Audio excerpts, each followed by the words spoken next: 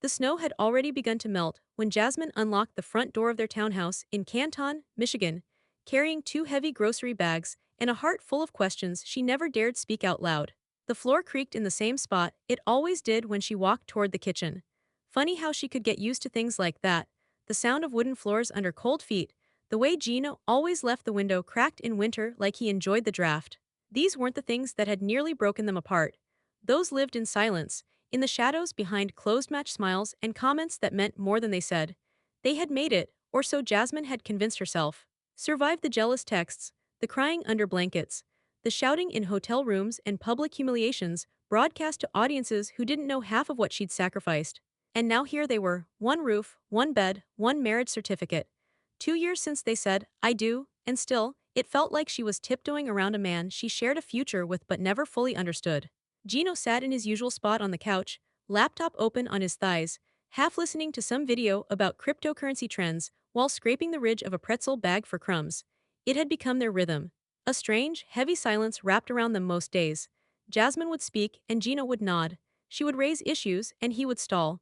Until the air got so dense with everything unsaid, the pressure forced one of them to spark. That was their love story. Things began to change the day Gino suggested they visit his cousin, Lisa. He said it like it was nothing, like it was just brunch. Jasmine had heard of Lisa before, mostly from whispered family tension Gino never explained. Lisa lived 10 minutes away, had two kids, one teenage boy and a daughter away at college, and according to Gino's sister, they never got close after the family fallout. Gino didn't elaborate. He rarely did when it came to his past, but Jasmine was trying to fit in, trying to build a family, trying to tether herself to this cold city she'd crossed countries for, so she agreed. And at that brunch, Lisa greeted Jasmine without judgment. Her handshake wasn't cold. Her eyes weren't kind either, but Jasmine didn't expect kindness anymore. What she didn't see coming was Alex. He was tall, 17. Soft voice, eyes that looked too old for his age, and something in him made Jasmine ache. Maybe it was how he dragged his words awkwardly like English was his second language too. Maybe it was the fact that he looked like he carried worlds on his back, like her oldest son back in Panama. She began visiting alone, slowly, baking sweets, bringing Latin snacks, connecting with Alex over Spanish rap and homework questions. It was all harmless at first. Until one night, they sat around Lisa's dinner table laughing about ancestry kits. Lisa joked about wondering if she had Viking roots. Gino said he wanted to trace his roots back to Italy. Jasmine smiled, already knowing hers, but they each took a swab and sealed the kits. No one took it too seriously. It was something to kill time during Michigan's dragging winter. 2 weeks later, a box showed up. Jasmine thought it was her skincare order. She sliced open the packaging with a kitchen knife, humming to herself, until she saw the bold letters. DNA result notification, open for participant matching analysis. One page. Then another. Halfway through her stomach turned. There, circled in red under shared DNA matches, it read, Participant number 4829 Alex T. Estimated relationship. Father-son, 99.999% confirmed match. She forgot to breathe. Her knees went weak. The paper floated to the linoleum before her mind could process the numbers. She grabbed every sheet again. Rubbing her eyes, no, some mistake. Cousins maybe, distant, not this, not this. Then the thought came. No, the truth hit her like a punch to the chest, stealing air before she could scream. What Jasmine saw in those DNA results would change every single thing she thought she knew about her husband. The paper was crumpled in her fist, but her thoughts were louder than the crinkling sound. Jasmine stared at it like it was trying to convince her that everything she loved was a lie. She paced the kitchen, heart charging like a stampede. Her teeth dug into her bottom lip. She read it again and again. Father, not cousin. Not distant family. Not some glitch in a DNA testing system. Father, Gino, the man snoring in the next room. The man she'd cried for, flown across oceans for, defended on national TV, fought her own insecurities for. The same man who assured her time and time again, it was always you, Jasmine, only you. Her hands trembled, but her rage burned steady, fueling every step she took down the hallway. She didn't knock. She swung the bedroom door open and stood in the frame like a ghost returning for the living. Gino looked up, caught off guard, rubbing his eyes like a child rudely woken. His voice sounded flat, already annoyed. What? He muttered, groggy. You scared me. She didn't speak, she just held it up, the paper, shaking like it needed its own heartbeat. Gino blinked at it lazily, then again. He tilted his head. What's this? He asked. You tell me, Jasmine's voice cracked, fighting the storm inside. Is this some kind of prank? He chuckled dryly, reaching for it. Did Lisa put you up to this? Jasmine pulled back. Do you think this is funny? The air thickened between them. Neither moved. Gino straightened his spine, suddenly alert like he knew something had exploded, but wasn't sure how much damage was done. What, Jasmine, what are you saying? You're his father.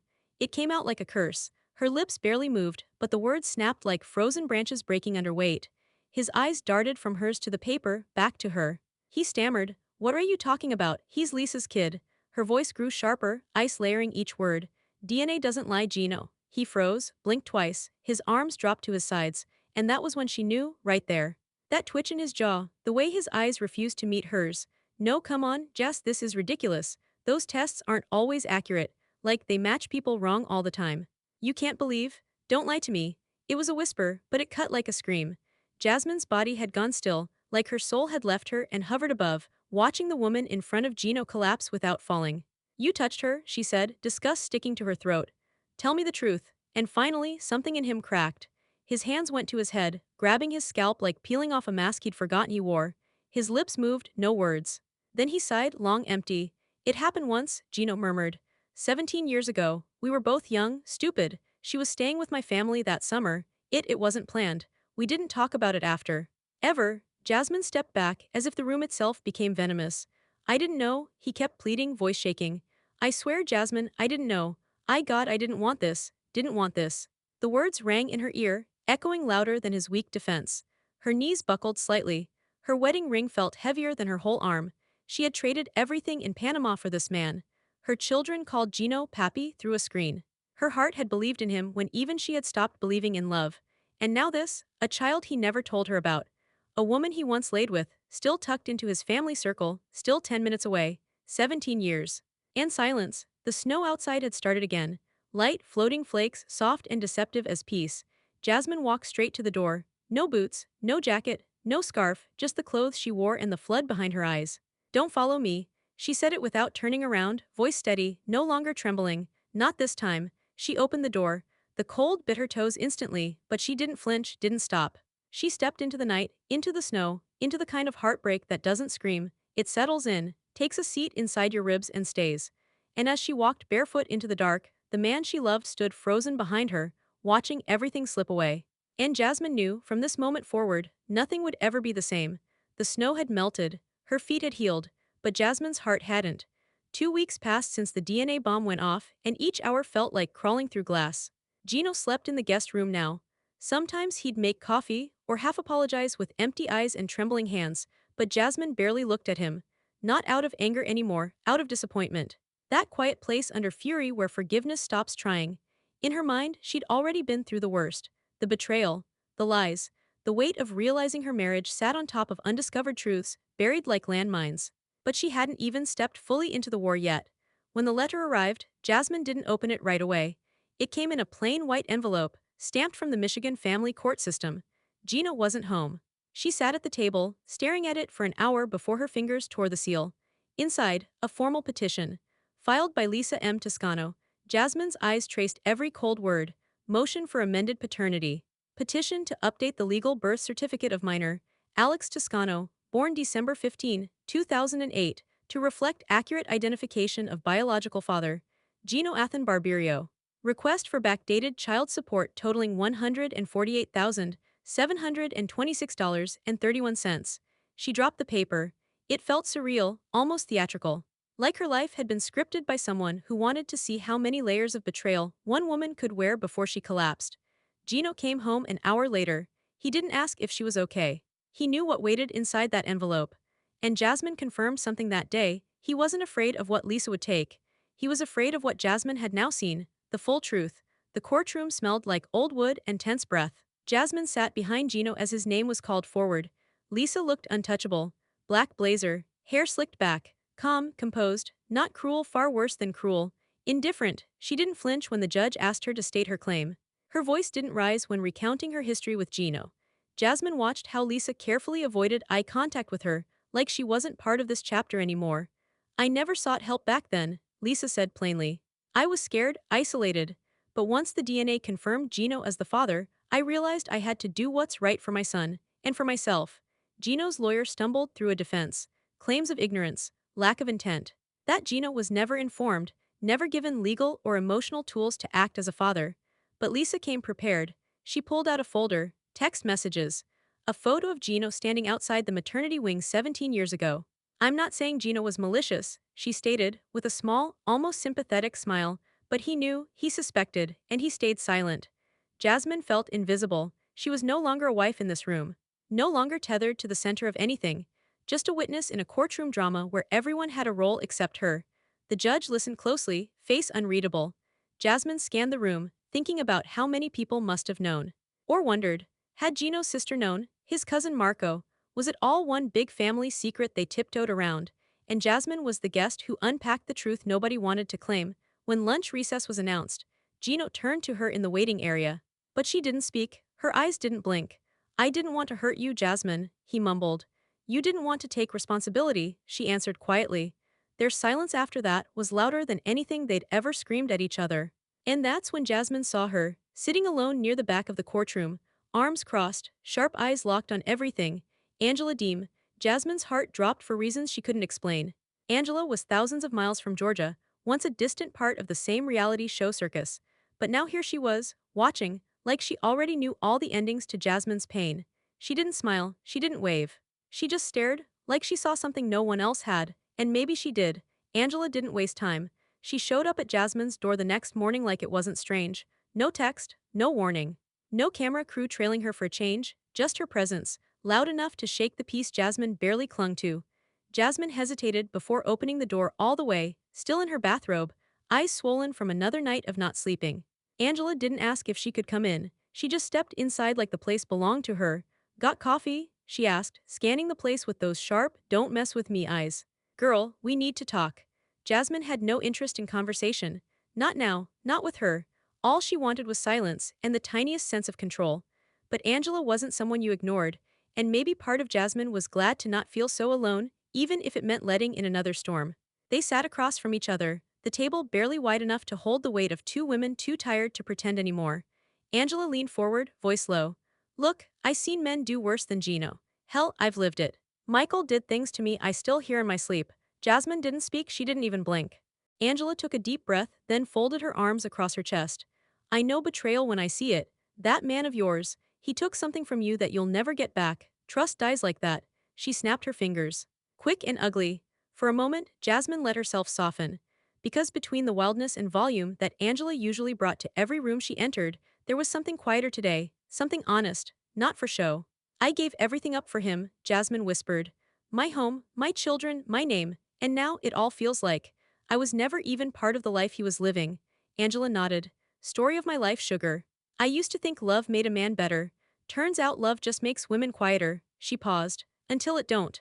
But even as the moment drew them closer, Jasmine couldn't ignore the nagging thought.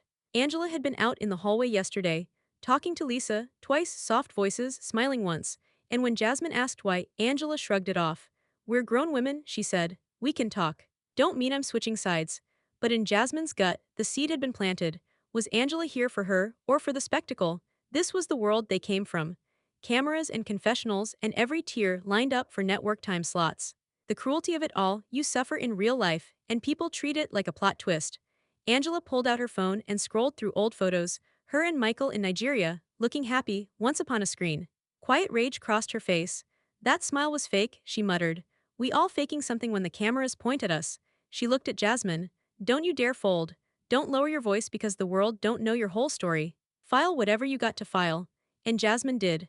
That same day, her attorney pressed forward with the paperwork for emotional damages and legal separation. Betrayal, deception. Pain shouldn't sit this quietly without consequence. The courthouse buzzed with new tension. Another case, another filing.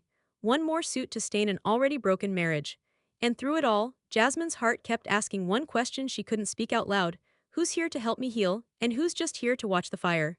The room didn't feel like justice.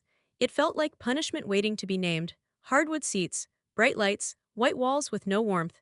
Even the clock on the back wall ticked too loudly, reminding everyone that time hadn't healed anything. It had only buried things deeper. Jasmine sat 2 rows behind Gino, her eyes fixed on the back of his neck, not because she was still angry, not anymore, but because she didn't recognize that man anymore. He looked smaller now.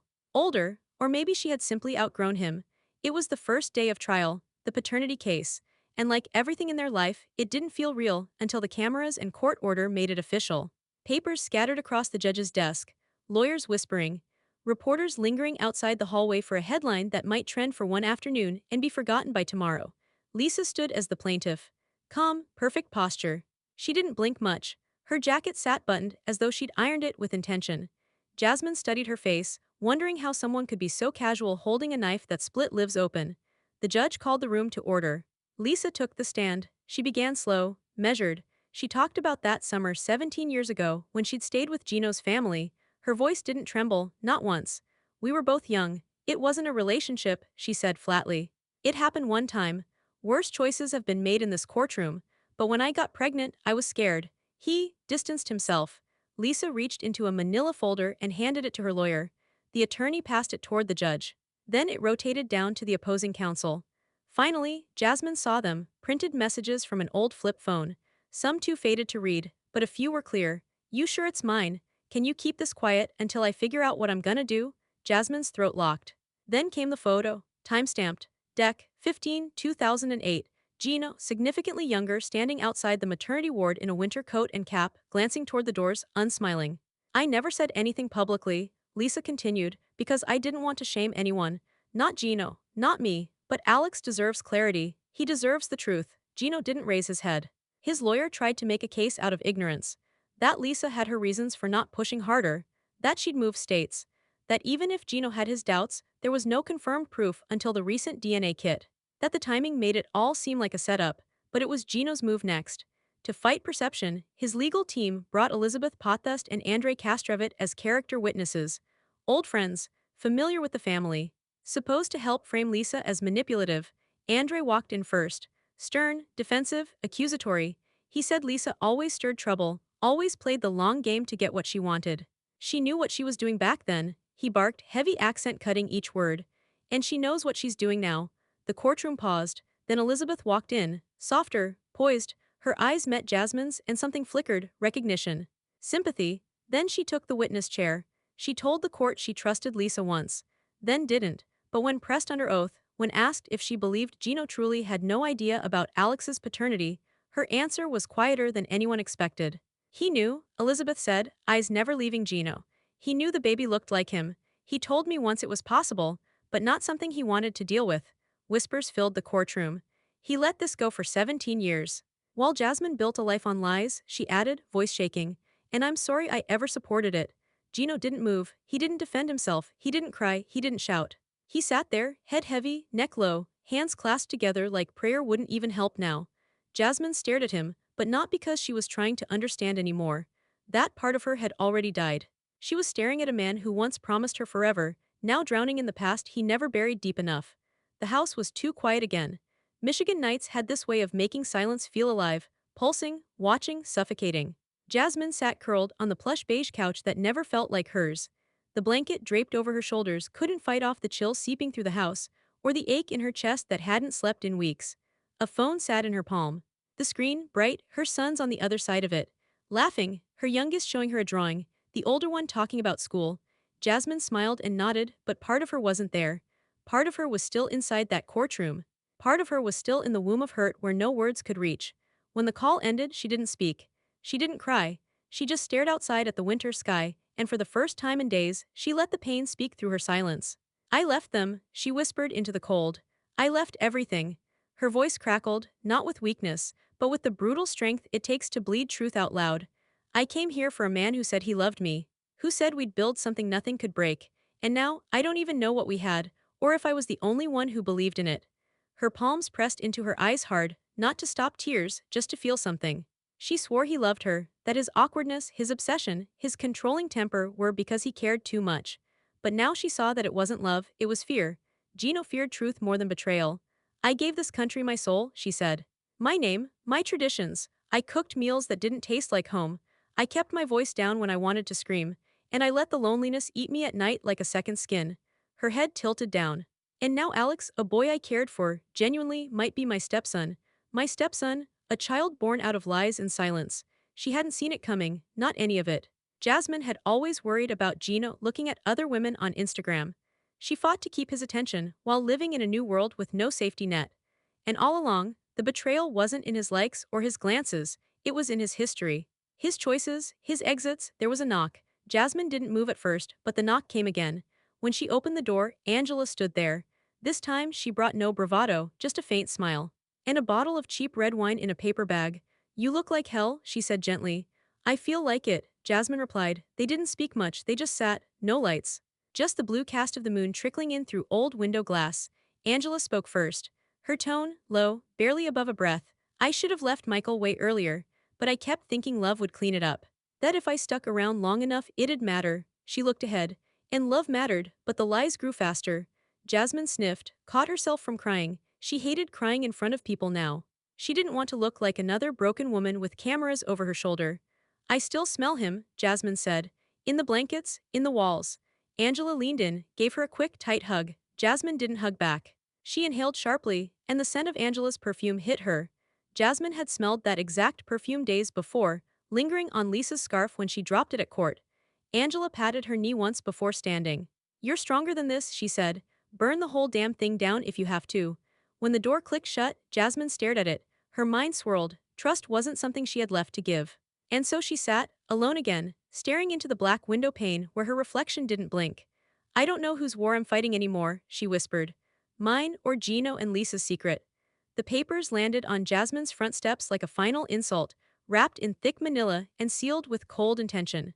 When her lawyer handed her the envelope, he didn't need to say a word. Jasmine already knew. Gino had drawn his next weapon. Inside was a notice of countersuit, emotional distress, defamation, loss of income, damage to character, ruined reputation. The man who tore her life apart was now claiming she was the one who hurt him, that her pain was exaggerated, that her truth was a narrative designed to make him the villain. Jasmine sat with her hands folded in her lap as the lawyer read the details out loud, carefully, every line a fresh bruise. Gino was claiming public shaming, that her reactions had painted him as abusive, that her emotional instability led to him losing 2 pending job contracts in Detroit's tech sector, that her leaked statements, some taken out of context, some raw and true, irreparably tainted his image and mental well-being. He was, quite literally, suing her for being broken. The courtroom transformed overnight. What was once about truth became about tactics. Jasmine saw it before she even stepped inside. Gino's side came in pressed, polished, prepped like they were defending a crime that never happened. And now, she stood across from the man she once called her everything, watching him twist grief into a weapon of counterattack. The testimonies started fast. Witnesses, old editors from the network, even legal scholars brought in to speak on reputation loss in public media narratives. But then, eyes turned to Jasmine. There was a hush when the judge permitted Gino's legal team to question her mental state. A male voice echoed through the room, sterile and rehearsed. We'd like to request a psychiatric evaluation, the attorney said, to assess patterns consistent with obsessive behavior, manipulation, and possible fabricated emotional trauma.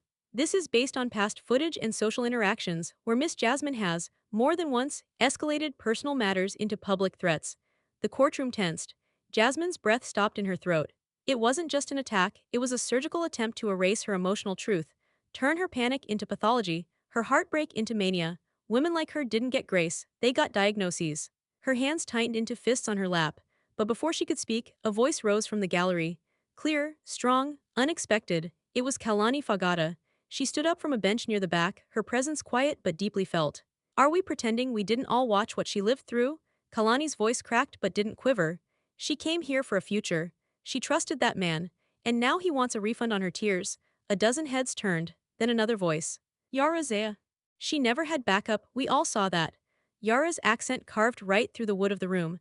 You don't get to break someone and then say they broke you. It rippled. Even a Sulu, never known for speeches, was suddenly on the stand. He wasn't asked, he volunteered.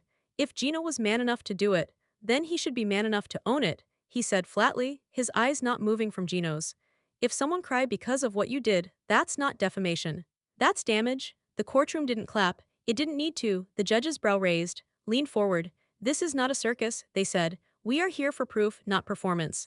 But Jasmine wasn't performing. She sat straighter now. Her voice, when she finally did take the stand, didn't waver. I didn't ruin his name, she said. He wrote that story by himself. All I did was read it out loud. Still, the damage was done. Allegations of her instability had entered the official record. The psychological games had begun. And even as Kalani squeezed her hand in a hallway after, Jasmine's shoulders stayed tense. Because now, the trial wasn't just about who lied. It was about who could survive the truth. It wasn't hunger or fear that twisted Jasmine's stomach that morning. It was something deeper, something colder. A tightening that made every breath feel like it needed permission. The courthouse hallway had started to smell familiar. Polished wood floors, faint echo of footsteps, paper being shuffled in every corner. She'd grown used to the rhythm of it. But today, the silence didn't feel routine. It felt loaded. Her lawyer greeted her with a look she hadn't seen before. Apology. There's been a letter submitted to the court, he said slowly, placing it on the bench beside them. The seal was unmistakable. Department of Homeland Security, United States Citizenship and Immigration Services. Jasmine stared at it, frozen. Inside, the words were plain, clinical. Her application for permanent residency, her green card, was now formally under review, triggered by ongoing legal findings surrounding her marriage and the question of whether the union had been entered into in good faith. Words that looked like a death sentence. If USCIS determined her marriage was fraudulent or founded on deception, removal proceedings could begin. She would be deported. Not only was her heart under trial, now so was her right to stay in the only country where she had a home. Jasmine looked at her name on the form. It didn't feel like hers anymore. She barely heard the courtroom doors open again, but she felt the shift in weight beside her. Two familiar faces now stood just beyond the sitting area. Kenny Niedermeyer and Armando Rubio. They didn't speak loudly or draw attention. Kenny gave her a soft nod. Armando offered a folded handkerchief. They didn't know her well, but their support wasn't about familiarity, it was about understanding the grind of the process. The loneliness of carrying your culture into the arms of someone who doesn't always know what it costs. Kenny leaned just close enough to whisper, they test everything. The paperwork, the tears, even how you love. Don't let them make you apologize for surviving. Jasmine nodded, unable to speak. The day continued on, slow and cruel. Gino's counsel tried to argue that Jasmine's public emotional behavior was inconsistent with the emotional stability expected from a genuine partnership. Her lawyer fought back with character statements, old texts, travel documents, hundreds of hours of shared life. But the damage was done. It was now on record. A federal agency was questioning the very foundation of her marriage. Not her feelings, not the memories, but the validity of it as a path to citizenship.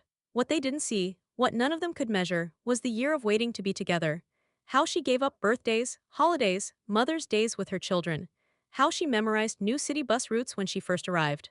How Gino changed over time. How she changed even more. And now it was all on paper. Fraud, review, removal. The court session adjourned without any decisions.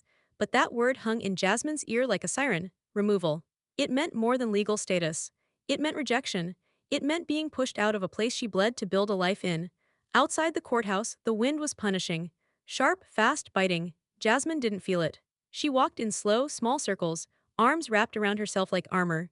Her hand slid into her coat pocket, and she pulled out a photo, creased, faded from being touched too many times. Her sons, smiling in uniforms. One missing a tooth, the other holding his backpack like it weighed 10 years. They were her real home. Jasmine stood under a gray Michigan sky, alone on cold pavement, her thumb rubbing the edge of the photo again and again. She didn't cry this time, her breath clouded in the air, her hope did not. The courtroom was dead quiet, but every heartbeat in it felt deafening. Jasmine sat still, her hands tucked beneath her legs, breathing like each inhale took effort. All the days, all the testimony, all the files showed up in weight, not words. Now it came down to one moment, one decision from a judge who didn't know their story the way she lived it. Gino sat 2 rows ahead. Shoulders slumped, lips cracked. He hadn't looked at Jasmine once since last week's psychiatric claim. Coward wasn't the right word for him anymore. That word felt too kind. He wasn't afraid, he was hollow. Empty of what it took to do the right thing. Even now, Lisa sat across from him, face unreadable, jaw clenched. Her lawyer whispered something, but she didn't react.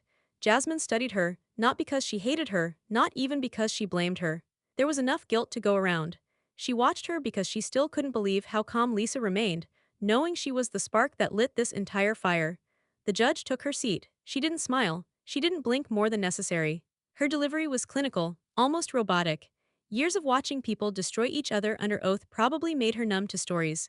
Love, betrayal, truth, it all blurred in court transcripts and paperwork. After careful consideration of evidence, testimony, and submitted documentation, time stopped. The court formally recognizes Mr. Gino Athan Barberio as the biological father of minor Alex Toscano, with 99.999% certainty based on tested DNA.